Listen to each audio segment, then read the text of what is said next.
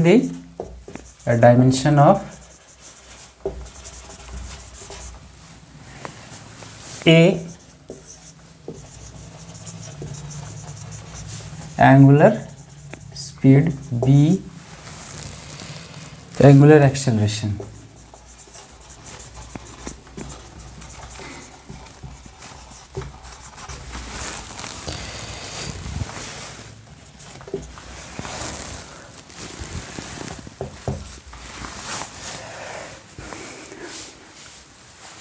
Angular speed का dimension हम यहाँ पे निकालेंगे।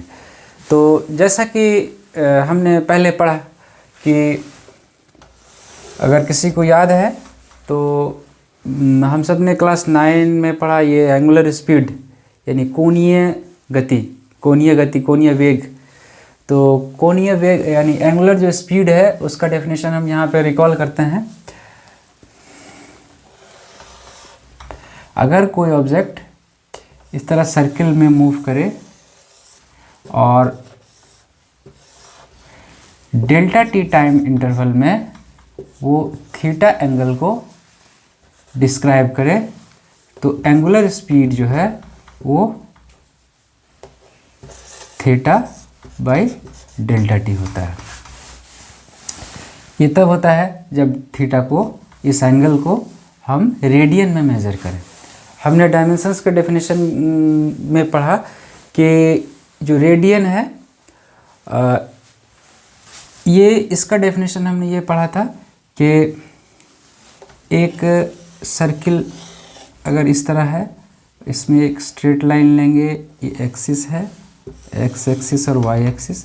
तो इसको इस तरह से रेडियन को डिफाइन किया गया था कि अगर ये इतना बड़ा आर्क उस एंगल के सामने बनता है, मान लें कि ये थीटा के सामने इतना बड़ा आर्क बनता है और इस आर्क का लंबाई L है,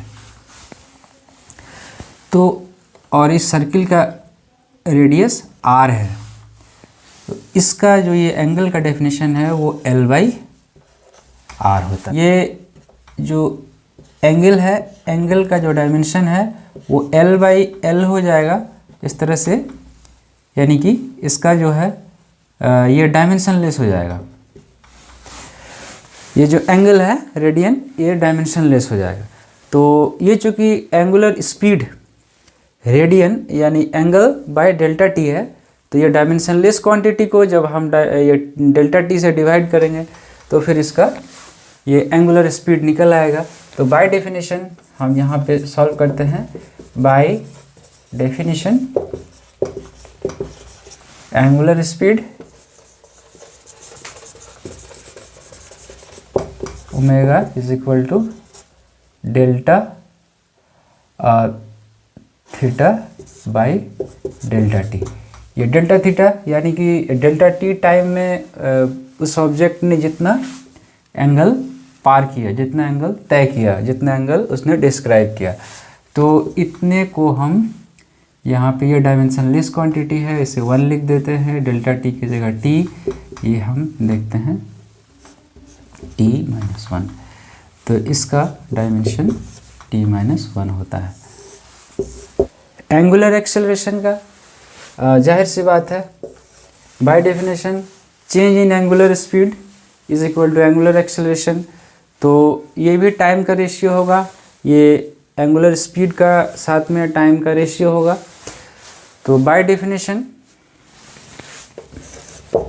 डेल्टा ओमेगा यानी change in angular speed by delta T, ये minus T by T is equal to t-2। आप देखें यानी एंगुलर स्पीड का, एंगुलर एक्सेलरेशन का डायमेंशन t-2 होता है। तो आप देखें डायमेंशंस के सवालात को हल करना बहुत ही इजी है, बस आपको थोड़े से इक्वेशंस याद होने चाहिए। टॉर्क का डायमेंशन हम निकालेंगे बाय डेफिनेशन। अगर हम इसको रिकॉल करें तो अगर इस पॉइंट के करीब यहाँ पे इससे एल डिस्टेंस पर एफ फोर्स लगाया जाए तो इस पॉइंट के अराउंड जो टॉर्क होता है वो by definition F times L होता है। ये सिंपल सा डेफिनेशन है for the purpose of calculating dimension. तो इसका यूज़ कर हम यहाँ पे निकालते हैं। तो torque is equal to force times distance. Force का हम इससे पहले वाले सवाल से जो निकाले था हमने उसका यूज़ करेंगे, यानी m/l(t)-2 और डिस्टेंस का m/l(2t)-2। ये टॉर्क का डायमेंशन निकला है।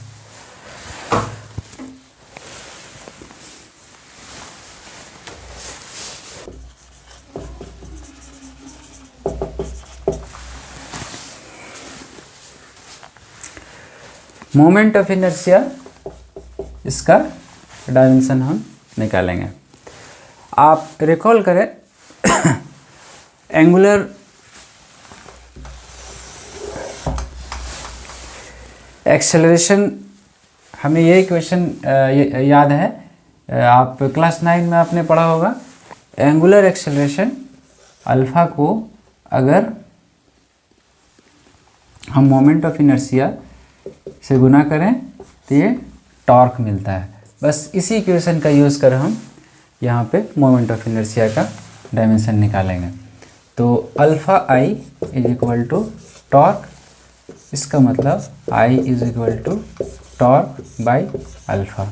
टॉर्क का हमने इससे पहले निकाला था m/l(2t)-2 और अल्फ़ा का हमने निकाला था t-2।